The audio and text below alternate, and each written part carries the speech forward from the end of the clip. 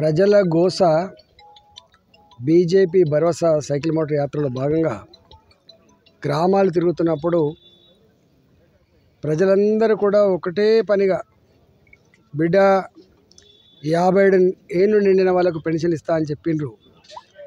కేవలం తూతూ మంత్రంగా కొద్ది మందికి ఇచ్చి ఎక్కువ మంది ప్రజలకు పెన్షన్లు ఇస్తలేరు అని చెప్పి కాంప్లైంట్ చేస్తూ ఉన్నారు. రెండవ మాట, డబుల్ బెడ్రూమ్లు క్వార్టర్లే కట్టిస్తా అని చెప్పిండు. సార్ అవి రాకపోయే నిండు అసెంబ్లీలో 3 లక్షలు 4 లక్షలు 5 లక్షల రూపాయలు చొప్పున ప్రజలకే నేరుగా డబ్బులు ఇస్తాం, వాళ్ళే డబుల్ బెడ్రూమ్లు కట్టుకోవాలని చెప్పి అసెంబ్లీలో చెప్పే బిడ్డ ఇప్పటి వరకు ఆ ఊసెత్తకపోయా ముఖ్యమంత్రి గారు. మూడవది, ధనిక రాష్ట్రం అని చెప్పి పదే చెప్పే ముఖ్యమంత్రి ఎందుకు ₹1,00,000 రుణమాఫీ ఏకకాలంలో చేయలేకపోతుండు?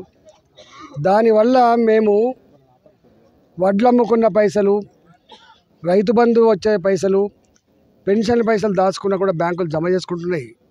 చివరికి బ్యాంకుల దృష్టిలో రైతులందరూ కూడా ఎగవేతదారులు తెలంగాణలో అని చెప్పి చెడ్డ పేరు వస్తూ ఉంది.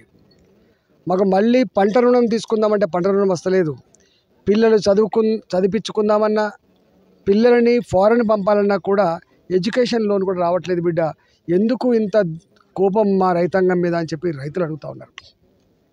అంతేకాకుండా వీరు ఏ మిషన్ భగీరథ మొత్తం కిన్లే వాటర్ బాటిళ్లలో ఏ నీళ్ళు తాగుతారో ఇవాళ తెలంగాణలో ఉంటుంటే అన్ని ఇళ్లలో కూడా నీళ్ళు తాగుతారని చెప్పిండ్రు. ఎక్కడ కూడా మళ్ళీ గదే ఫిల్టర్ వాటర్ తెచ్చుకొని తాగుతున్నాం, గదే క్యాన్ల వాటర్ కొనుక్కొచ్చుకొని తాగుతున్నాం తప్ప ఎక్కడ కూడా నీళ్ళు గొప్పగా వస్తలేవు బిడ్డ. నాసు వస్తుంది, వాసన వస్తున్నాయి, మురుకులు వస్తున్నాయి, ఆ ఫిల్టర్ కూడా చక్కగా అవుతలేవు బిడ్డ. అంతకుముందు గ్రామాలలో ఉండేటువంటి బోర్ వాటర్ కంటే బావి వాటర్ కంటే కూడా క్వాలిటీ లేకుండా వస్తున్నాయి బిడ్డ అని చెప్పి ఇలాంటి చెప్తా ఉన్నారు.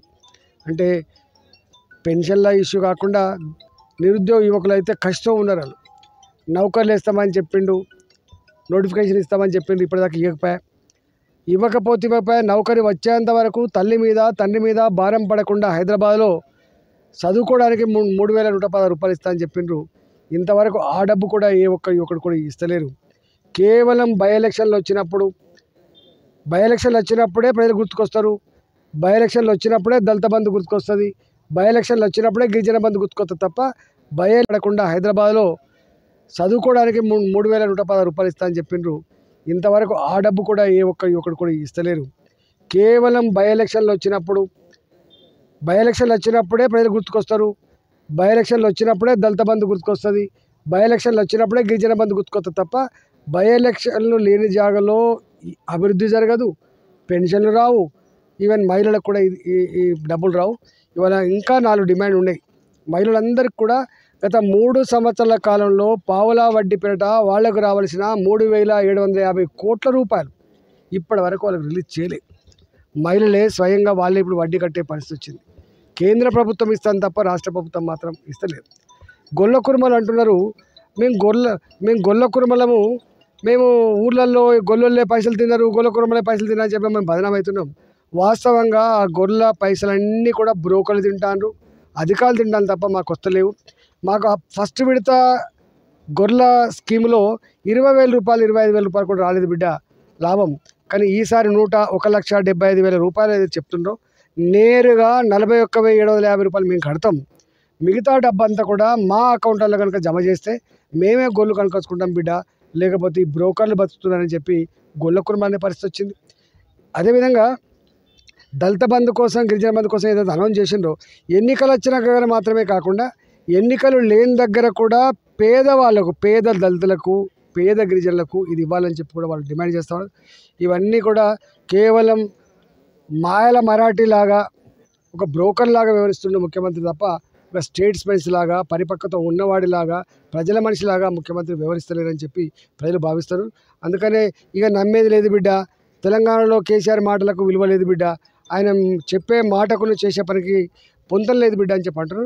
అందువల్ల మేము ఈ యాత్ర జరుగుతున్నప్పుడు వచ్చే ఎన్నికల్లో ఖచ్చితంగా భారతీయ జనతా పార్టీ మాత్రమే మేము ఆశీర్వదిస్తాం. నరేంద్ర మోడీ గారు కేంద్రంలో ఉన్నారు కాబట్టి వారి అండతో రేపు ఇక్కడ ప్రభుత్వం ఏర్పాటు చేస్తే ఇవన్నీ కూడా మీ ఆధ్వర్యంలో కళ్యాణ లక్ష్మి చెక్కులు సంవత్సరానికి వస్తాయి, ఇవాళ పెన్షన్లు 2 నెలలకు ఒకసారి వస్తాయి, ఇవన్నీ కూడా పరిష్కారం అవుతాయని చెప్పి నేను భావిస్తాను. నేను ఒకటే తెలంగాణ ప్రజానికానికి వినమ్రంగా విజ్ఞప్తి చేస్తున్నాం, మీరు అన్ని విషయాల పట్ల మీరు ఒకసారి ఆలోచన చేయండి. ఆలోచన చేసి కేసీఆర్ చెప్పే మాటకు చేసే పనికి భారతీయ జనతా పార్టీ ఇతర రాష్ట్రాల్లో భారతీయ జనతా పార్టీ నరేంద్ర మోడీ గారు కేంద్రంలో పరిపాలిస్తున్న తీరు చూసి నిండు మనసుతో భారతీయ జనతా పార్టీని ఆశీర్వదించండి. తప్పకుండా తెలంగాణ ఇప్పటిదాకా బంగారు తెలంగాణ చెప్పి మాటలు చెప్పిండు, రేపు మంచి తెలంగాణను మంచి భవిష్యత్తున్న తెలంగాణను భారతీయ జనతా పార్టీ తెలంగాణ ప్రజలకు అందిస్తుందని చెప్పి విజ్ఞప్తి చేస్తుంది.